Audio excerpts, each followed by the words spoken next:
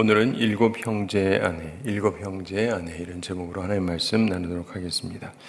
우리가 지난번에 봤던 것처럼 부활이 없다고 주장하는 사두개인들 중에서 어떤 사람들이 와서 예수님에게 질문을 합니다. 우리에게 물음이라는 것이 있는데 그 질문이라는 것을 왜 하느냐, 여기에 대해서 우리 스스로를 살펴볼 필요가 있다고 말씀을 드렸는데, 그러면서 자기들 딴에 모세의 성경을 근거로 그들이 생각하기에 모세의 글에 보면 하면서 이야기를 하는데 거기 좀 이상한 내용이 있다 이런 게 아니라 그들은 그걸 다 그대로 일단 믿기 때문에 여기에 대한 근거로 하면은 부활이라는 것은 허무맹랑하다라고 하는 주장을 하기 위해서 이 이야기를 발전을 시킨 것입니다.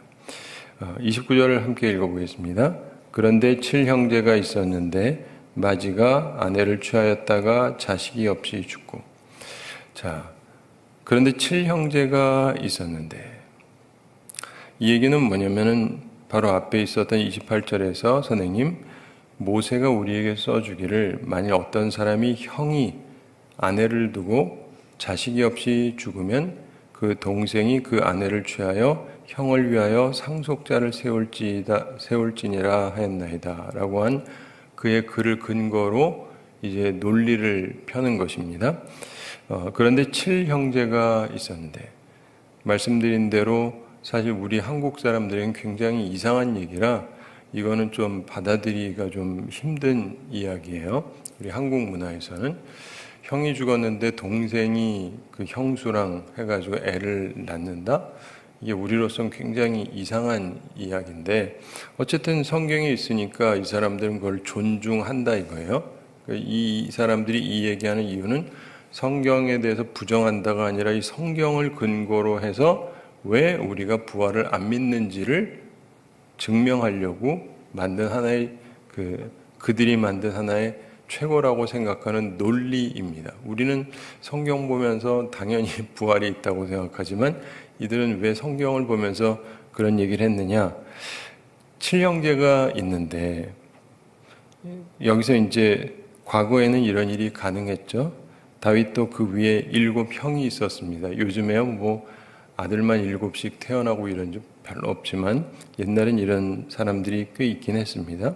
그러면서 마지가 아내를 취하였다가 자식이 없이 죽고, 그럴 수도 있긴 하죠. 그래서 첫째가 결혼했는데 자식 없이 죽을 수 있죠. 30절 함께 읽어보겠습니다. 그 둘째와 셋째가 그를 취하고, 이것은 모세의 율법을 그대로 행했다는 설명입니다. 뭐 사실 그렇다고 해서 뭐 꼭 다 그렇게 하지는 않았을 수가 있어요. 그러나 어쨌든 이 사람들은 성경에 있는 말씀이니까 그렇게 하는 것이 합당하다라는 논리를 계속 피고 있는 거예요. 제가 지금 말씀하는 걸 보면서 잘 기억하셔야 돼요. 이단들도 그렇고 성경을 써요. 성경을 가지고 논리를 만들어요. 그래서 성경을 가지고 자기들 딴은 굉장히 괜찮은 논리라고 만들어 놓는데 결과물을 보면 이상해요. 이것도 마찬가지입니다.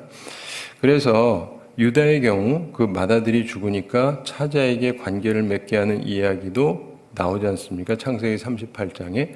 그래서 그런 일들이 실제적으로 있기도 했었다는 것을 우리는 성경을 통해서 알고 있습니다. 자, 그러면서 31절 함께 읽어보겠습니다. 일곱이 다 그와 같이 자식이 없이 죽고.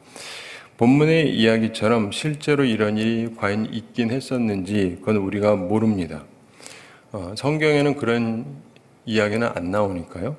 그렇다고 성경에 없다고 무조건 그런 일은 없었을 것이다 라고만 말할 거는 아니겠죠. 가능할 수는 있으니까.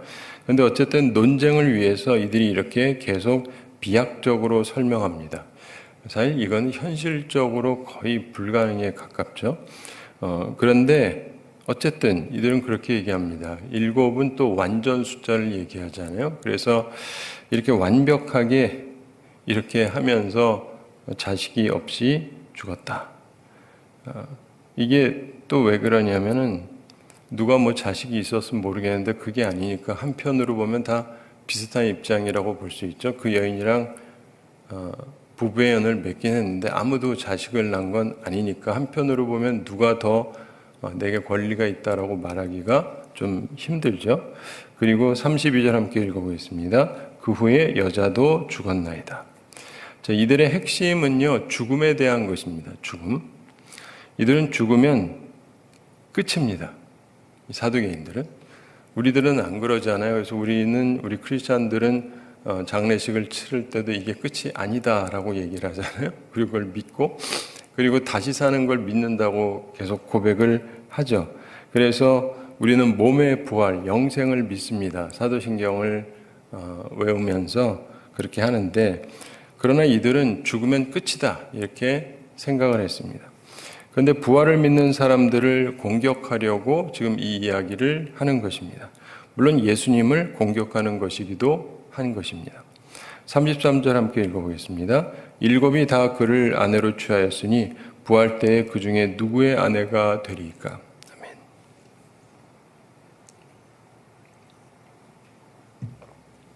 매우 혼란스러운 일이죠. 정말 이렇게 된다면 어찌 되는가? 우리의 이성적인 논리로 여러 가지 방법의 설명이 가능하기는 하죠. 그렇지만 모두의 아내라고 하기도 그렇고, 그렇다고 누구만의 아내라고 하기도 쉽지만은 않습니다. 그래도 첫째 맞의 아내가 아니냐 뭐 이렇게 주장할 수도 있지만 그건 설명이고, 근데 첫째가 본래 남편이니까 그의 아내가 아닌가? 혹은 뭐 막내가 마지막 남편이니까 이렇게 생각할 수도 있고, 여러 가지를 생각할 수가 있는데 바로 이걸 그들이 노리는 거예요. 이들은 부활이 없다고 주장하려는 것입니다. 왜냐하면 부활이 있으면 곤란해진다는 얘기를 하려는 거예요. 그렇죠?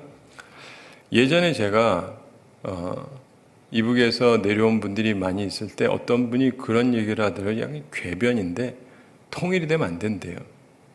왜 안 됩니까? 그랬더니 북한에서 내려오신 분들 중에서 어떤 분들은 결혼했지만 내려오신 분들이 있거든요. 근데 갈려져가지고 못 살잖아요. 그러니까 사실상 이혼 상태가 된 거예요. 그렇죠? 그래서 이게 오래 가다 보니까 이제 저쪽은 저쪽대로 시집장가를 가고 이쪽은 이쪽대로 가는 경우가 있었습니다. 대부분 사람들은 여기 있는 사람들이 그냥 결혼했다 그러는데 그게 아니고 북한에서요, 거기 남아있는 사람들을요, 강제 결혼을 시켰어요. 이 권력이라는 것은 강제적으로 무엇이든지 할 수가 있습니다. 그래가지고, 그러니까 남한에 있는 분들은 뭐 사실상 혼자 있게 되고 그쪽 사람들은 뭐 가고 자기가 계속 있다가 이제 사람마다 좀 다르지만 이제 새롭게 결혼하고 이런 분들이 많이 있었습니다. 근데 통일이 되면은 다시 만날 텐데 혼란스럽기 짝이 없다.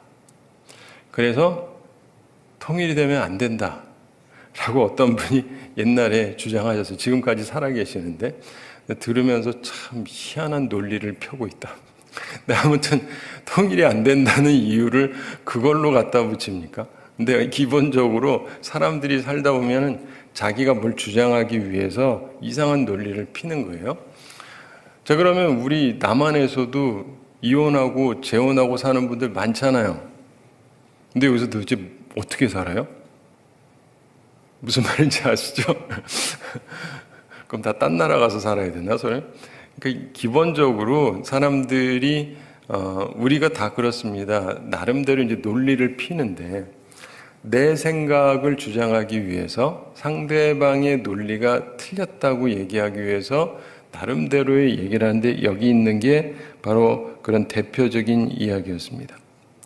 자, 우리나라의 경우는 이럴 일이 기본적으로 없죠. 그러나 남편이 죽어서 다른 남자에게 시집가는 여인의 경우처럼 비슷한 논란이 가능하기는 할 것입니다. 실제 그렇잖아요. 성경에 의해서도 그렇고 우리들의 문화에서도 그렇고 남편이 죽었다. 그럼 혼자 있게 되면 결혼해도 되잖아요. 그래서 결혼을 했어요. 이 경우도 사실 조금 복잡하게 생각할 수 있습니다. 나중에 이제 부활하고 나면 누구의 아내가 되나? 지금 여성 입장에서 얘기하자면 뭐 이게 이런 거랑 비슷한 거죠. 단지 여기서 7이라는 숫자는 조금 더 복잡하게 만듭니다. 한 명이야 기본이고 둘은 벌써 복잡해지는데 셋, 넷 그러면 더 머리가 복잡해지고 일곱이다 그러면 사실 좀 복잡하죠. 그래서 그러면 어떻게 되는 거지? 이런 생각을 할 수가 있기는 합니다. 근데 이 가설은 이 세상 결혼 생활이 내세에서 그대로 연장된다. 이런 기본적인 가정을 전제로 하는 것입니다. 그렇죠? 여기에 가정생활이 내세에서도 다음 세상에서도 계속된다라는 전제를 가지고 있습니다. 사실 대부분의 사람들이 그렇게 생각하는 경향이 있죠. 대부분 사람들이 그렇게 생각하는 경향이 있습니다. 사두개인들은 부활의 신앙을 공격하려고 한 것인데 그런데 사실은 그들이 잘못 이해하고 있는 것이라는 것입니다. 저는 예수님의 설명을 듣고 그 생각을 항상 하면서 삽니다. 저도 결혼했거든요. 근데 이 상태로 유지되는 게 맞다라고 성경은 말씀하고 있지 않습니다.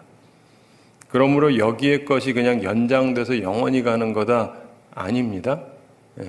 제 얘기가 아니라 예수님의 말씀이 그런 거예요. 그거를 우리가 이해를 해야 됩니다. 사두개인이랑 비슷하게 생각을 하면 안 되고, 근데 예수님께서 설명을 하십니다. 예수님은 이 사람들의 의견이 무엇이냐와 상관없이 실제로 뭐가 있는지를 알지 않습니까? 제가 하나님의 섭리로 한국에 있다가 미국 가서 28년 살고 다시 돌아와서 간혹 가다가 여기 이제 한국에 있는 목사님들이 물어보세요. 미국은 어떻습니까? 예를 들면 뭐 결혼식 할 때 어떻게 합니까? 뭐 장례식 할 때 어떻게 합니까? 좀 다른 게 있나요? 저는 생각해 보면은 뭐 사람 결혼하는 것도 비슷하고 장례식 하는 것도 비슷하고 그래서 비슷한 것 같이 생각하다가 이렇게 생각해 보면은 달라요. 다른데 무척 많이 다릅니다. 근데 저는 양쪽 다 익숙해서 그러는데 완전히 달라요. 완전히 달라요. 다른 많은 부분에서도 그렇습니다. 물론 사람 사는 거니까 전반적으로 비슷비슷한 부분도 있지만 다른 부분이 굉장히 많이 있습니다. 그래서 오해할 수 있는 요소들이 많이 있죠. 한 가지 예를 들자면 우리나라에서 요즘에 문화가 참 이상해져 가지고 결혼식 자기들 하고 싶은 대로 해가지고 신고하고 이렇게 할 수 있잖아요. 어제도 제가 어떤 분을 만나는데 결혼 주례해달라 그래서 만나면서 얘기를 했는데 미국에선 그 자체가 불가능합니다. 그렇게 하면요 혼인 신고가 안 돼요. 혼인 신고가 안 돼요. 우리나라처럼 이렇게 멋대로 결혼하는 나라가 흔하지가 않습니다. 우린 이게 정상일 것이다. 이게 서구사회에 따라갈 것이다. 서구사회 자체가 이게 허락이 안 돼요. 그래서 결혼하기 전에 먼저 허락을 받아야 돼요. 국가로부터. 그래서 이 사람 결혼할 거고 그 증인이 있어야 되고 그리고 누가 주례할 건지 국가가 인정하는 사람이 주례를 해야 돼요. 대표적인 사람이 바로 목사입니다.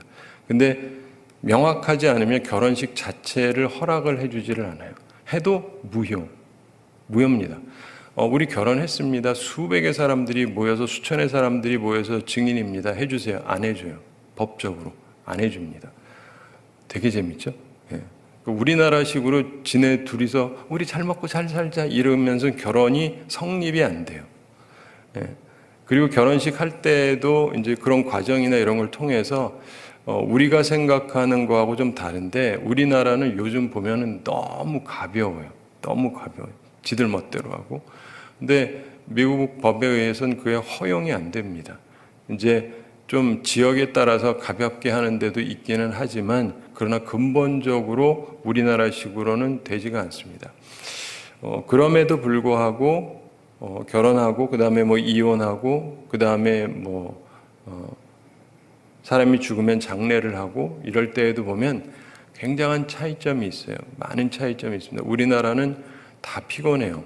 그래가지고 장례식을 할 때 이제 이렇게 요즘에는 그래도 좀 편해지긴 했지만 장례식장에 가서 하긴 하지만 그래도 거기서 계속 있잖아요. 이제 사람들이 오면 조문하러 오면 인사하고 그러면서 있느라고 거기 밤새 있고 방이 있어가지고 좀 누웠다가 일어나기도 하고 그런데 미국은 그렇게 하지 않습니다.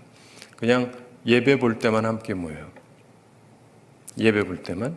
그래서 입관 예배할 때, 그 다음에 발인 예배할 때, 하관 예배할 때 딱 그때만 가요. 사람들도 아무 때나 오지를 못합니다.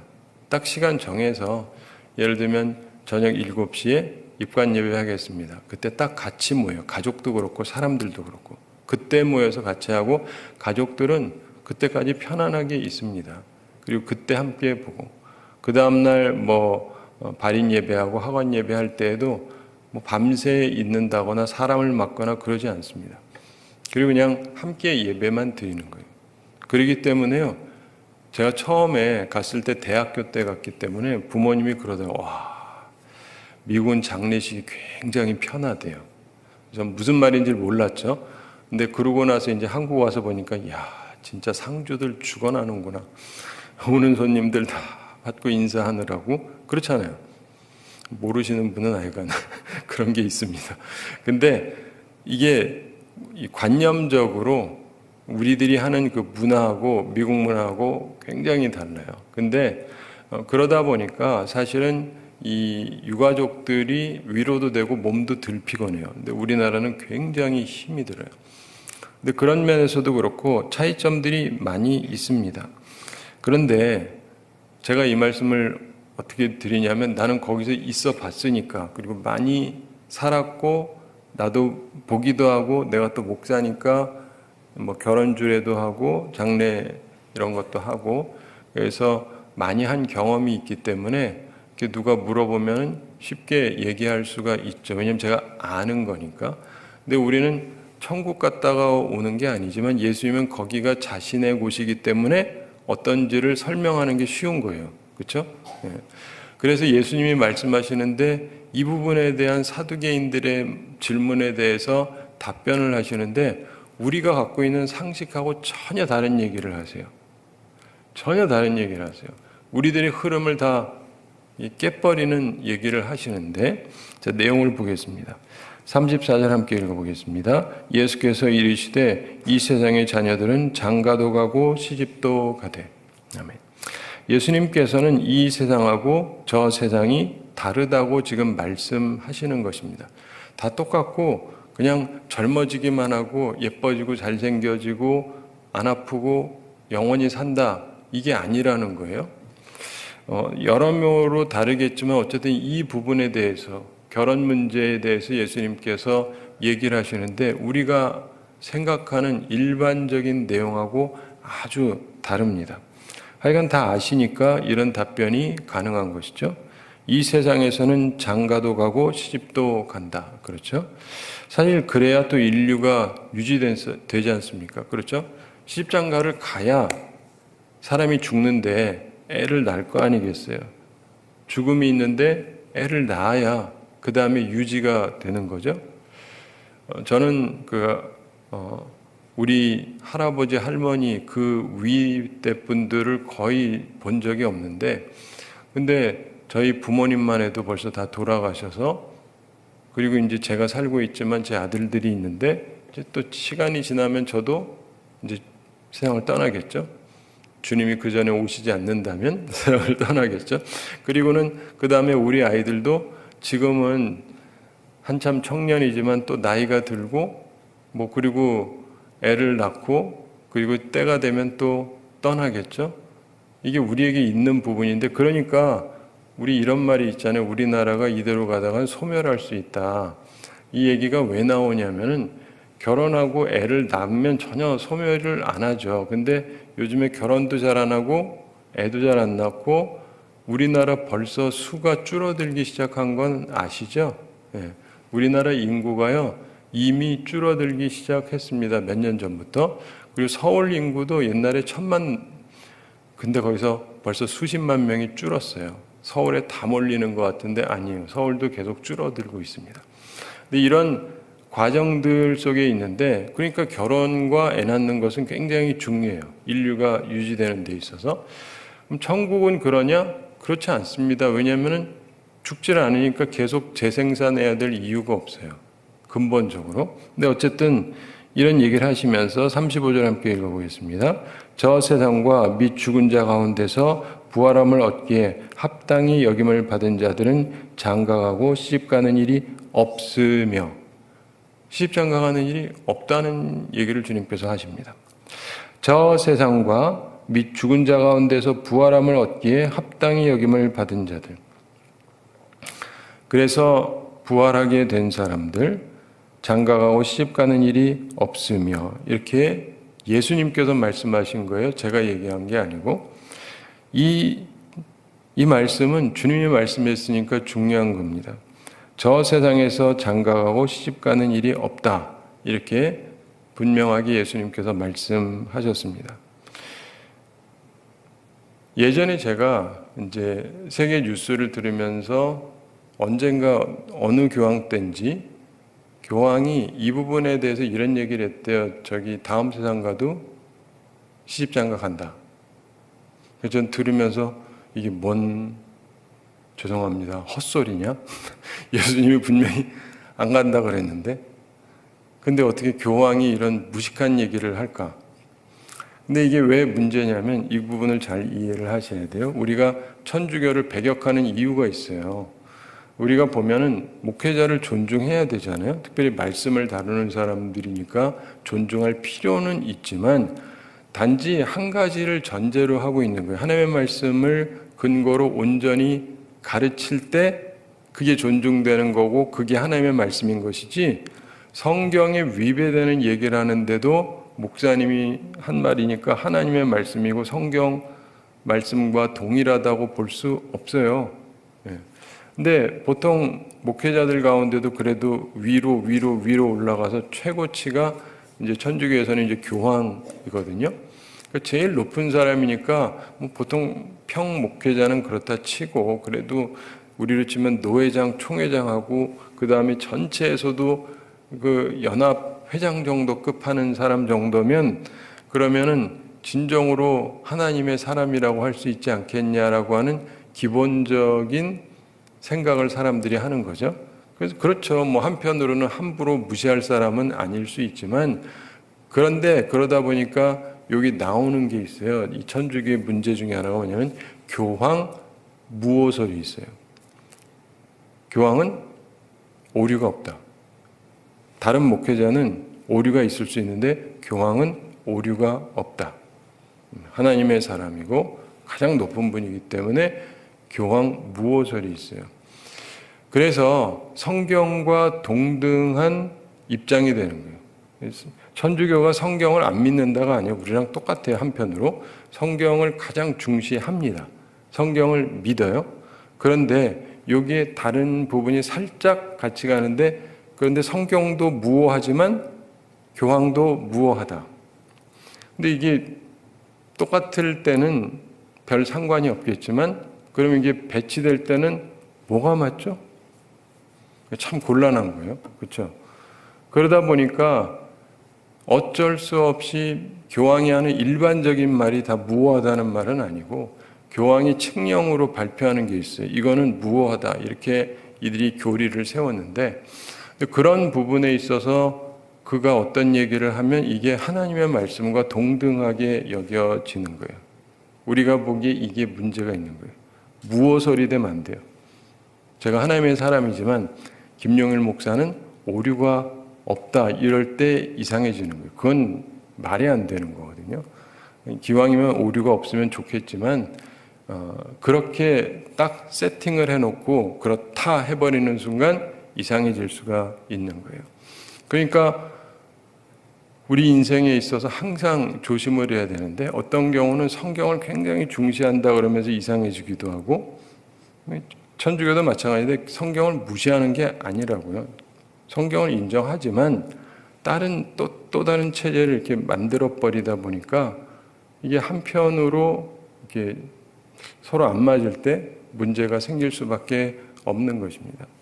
근데 우리가 살아가면서 저는 그때 그걸 보면서 무슨 천주교에도 성경 아는 사람들이 있을 텐데 왜 오히려 이게 이렇게 반포가 되고 세계 뉴스가 되고 그러지 하면서 참 이상한 세상이다. 옛날에는 천주교인들이 성경을 못 읽었지만 지금은 다 성경 갖고 있잖아요.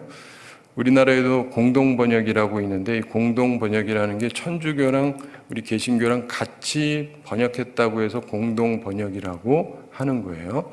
근데 성경이 있어요. 자기들도 보면 알 텐데.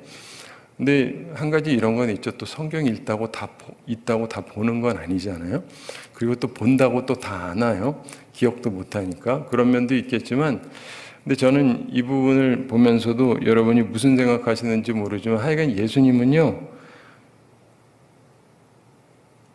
장가가고 시집가는 일이 없다 이렇게 말씀하고 있습니다. 우리로서는 물론 알 수 없는 일이죠. 주님이 그렇다고 하시니까 그렇다고 믿는 것입니다. 그리고 그렇게 믿어야 되는 것이고요. 그 다음 36절 함께 읽어보겠습니다. 그들은 다시 죽을 수도 없나니 이는 천사와 동등이요 부활의 자녀로서 하나님의 자녀임이라. 아멘. 다시 죽지도 않는다. 이게 예수님의 말씀입니다. 이 세상에서는 다 죽잖아요. 근데 다시 우리가 하나님의 은혜로 부활함을 얻고 나면 다시는 죽지 않는다. 그러면서 천사와 동등하다. 이렇게 말씀합니다. 이는 천사와 동등이요. 이 말씀에 의하면 천사는 죽지 않는다는 얘기죠. 천사는 죽지 않는다. 그러니까 우리도 그때 가면은 안 죽는다. 이 얘기가 예수님의 말씀입니다. 그리고 부활의 자녀, 하나님의 자녀 이렇게 말씀합니다. 부활의 자녀로서 하나님의 자녀입니다. 부활의 자녀로서 살고 하나님의 자녀이기 때문이다. 이렇게 설명하고 있습니다. 사랑하는 성도 여러분, 여기서 예수님이 말씀하시는 바가 뭐냐면 자기 멋대로 쓸데없는 가설을 내세우지 말라는 것입니다. 성경을 보면서 저도 세우고 있는 기본 원칙이 이제 있거든요. 여러분도 항상 기억을 해야 되는데 성경이 명확하게 말씀한 바가 있어요. 그리고 어떤 건 성경이 명확하게 말씀하지 않은 게 있고, 그래서 우리가 흑백으로 이렇게 나눌 수 있는 것이 있고, 어떤 거는 그레이 에어리어가 있어요. 회색 지대. 약간 이럴 수도 있고 저럴 수도 있고, 근데 그런 부분에 대해서 우리의 해석이 굉장히 주의 깊게 해야 돼요. 성경이 명료하게 얘기한 건 그대로 가는 것이고, 성경의 모든 걸 근거로 할 때 약간 애매모호하다 하는 부분을 자꾸 파고 들어가가지고 세우려고 그러면 안 돼요. 모든 사람들의 실수가 거기서 나와요. 모든 잘못된 해석들이 다 거기서 나와요. 성경이 명확하게 얘기한 것만 그냥 얘기하고 믿고 따라가면 괜찮은데, 그렇지 않은 부분을 파고 들어가서 하기 시작을 하면 재미는 있어요. 재미있어요. 근데 그러면서 딴 걸 만드는 거예요. 제가 옛날에는 한참 젊었을 때는 이제 그런 걸 좀 하다가 이제 그럼 되게 재밌습니다. 이렇게 성경 공부를 제가 하면은 사람들이 제 성경 공부를 굉장히 좋아했거든요. 청년들도 그렇고. 그리고 보통 사람들보다 훨씬 깊고 못 들은 얘기들 많이 하고, 그러다가 어느 날 제가 깨달은 게 있어요. 이렇게 하다 잘못 갈 수 있겠다. 잘못 갈 수 있겠다. 그래서 성경이 얘기한 부분만 정확하게 하고, 혹시 내가 어떤 딴 얘기할 때에도 그때 항상 그러잖아요. 이거 성경이 없는 얘기인데 하면서 얘기하잖아요. 근데 우리들이 기억을 해야 되는 것이요, 하나님의 말씀이 명료하게 얘기한 부분에 주로 집중을 해야지, 그렇지 않은 데에 집중을 하잖아요. 이들은요, 성경에서 어느 곳에서 부활이 없다라고 말한 데 찾으신 분, 창세기, 출애굽기, 레위기, 민수기, 신명기를 보는 중에 부활이 없다라고 하는 비슷한 구절이라도 보신 분 있으세요? 없잖아요. 있으신가? 없으실 거라고요. 없어요. 근데 성경이 명료하게 부활이 없다라고 말한 적이 없는데, 이들은 부활이 없다라고 여기 있는 걸 근거로 자기 딴에 이렇게 만든 거예요. 신기하지 않습니까? 인간의 오류가. 이게 다 마귀의 작품이에요. 마귀는 우리로 하여금 내가 뭐든지 자꾸 세팅을 하게 만들어요. 나만의 어떤 세계, 남들이 모르지만 이렇게 가기 시작하면서 이상해지는 거예요. 모든 이단들이 다 그렇게 나와요. 저도 이렇게 보다가 이게 선을 넘는 것 같다 그러면 더 이상 안 가요. 스탑하셔야 돼요. 스탑하셔야 돼요. 수많은 사람들이 선을 넘어가요.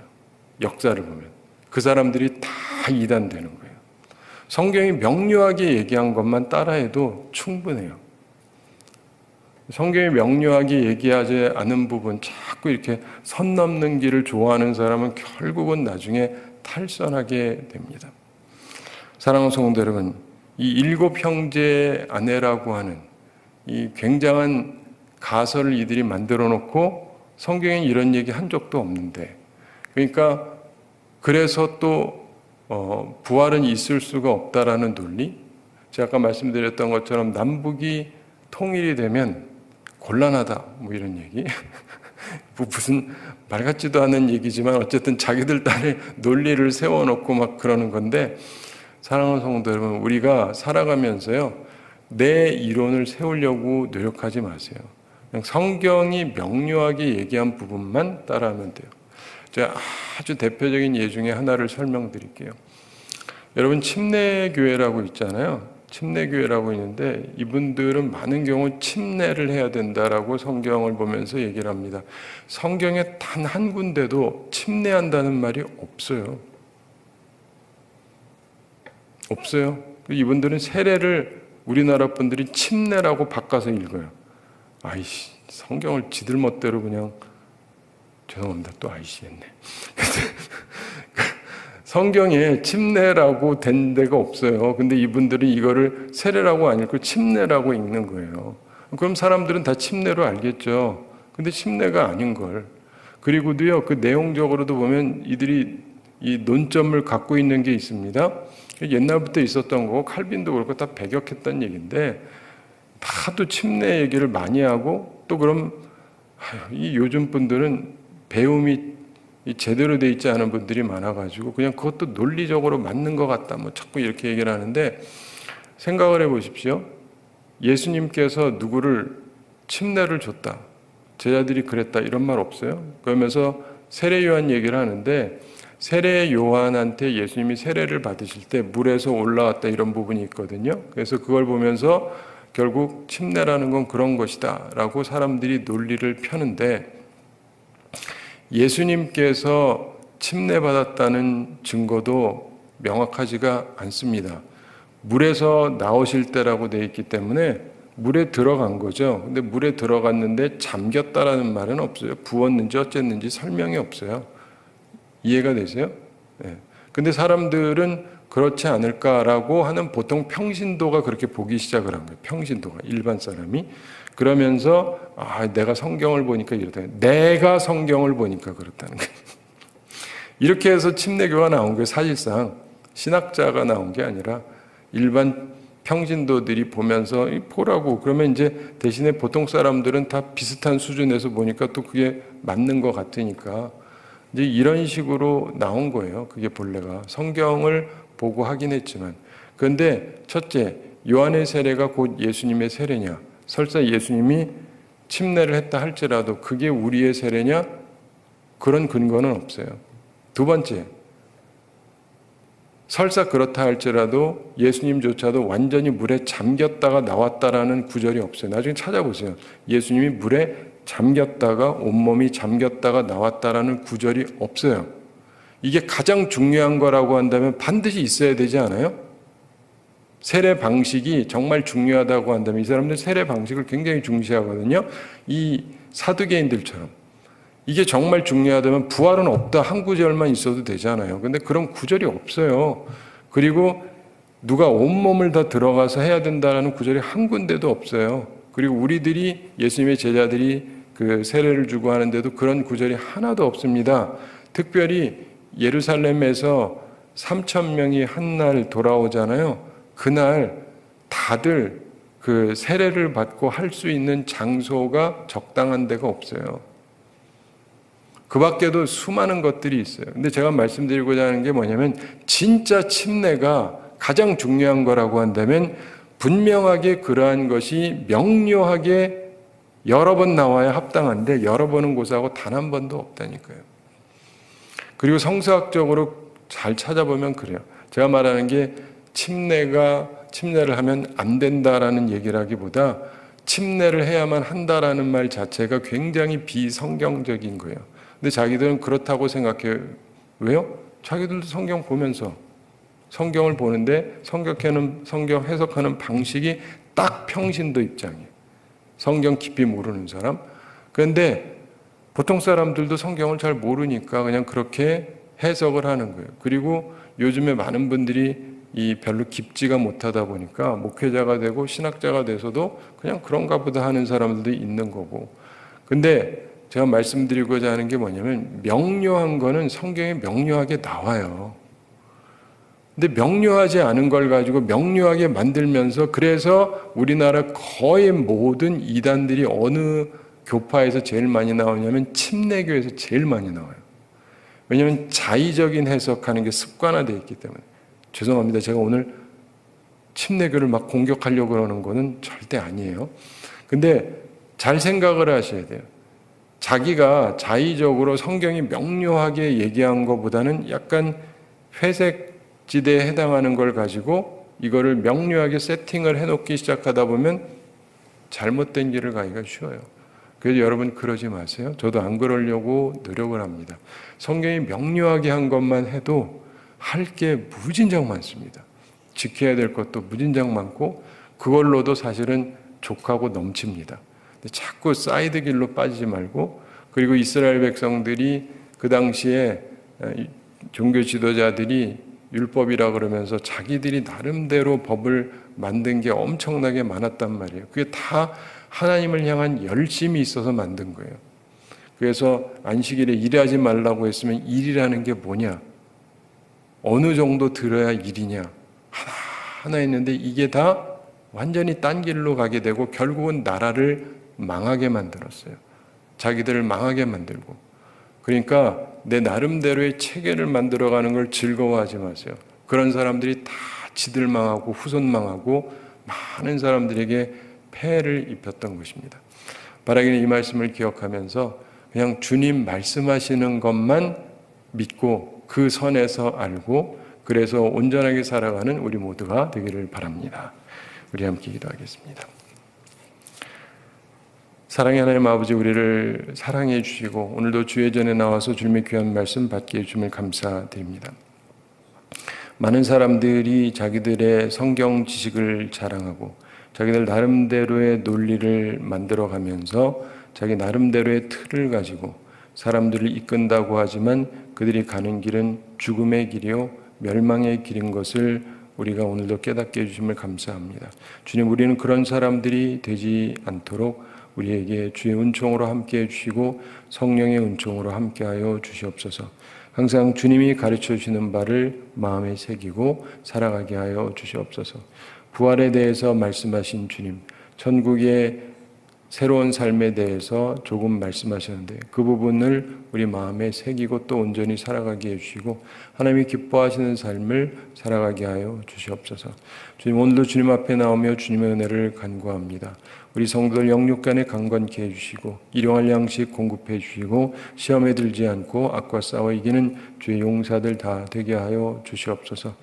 우리가 하나님의 형상으로 지음받았으나 죄인으로 살아가는데 이제 예수 그리스도 안에서 새로운 피조물이 되어서 우리의 생각이 선한 생각, 그리고 우리의 행동이 선한 행동, 그리고 하나님을 기쁘시게 하는 삶이 되게 해주시고 그래서 주님과 동행하며 주님을 기쁘시게 하며 주님의 은혜 가운데 사는 우리 모두가 되게 하여 주시옵소서.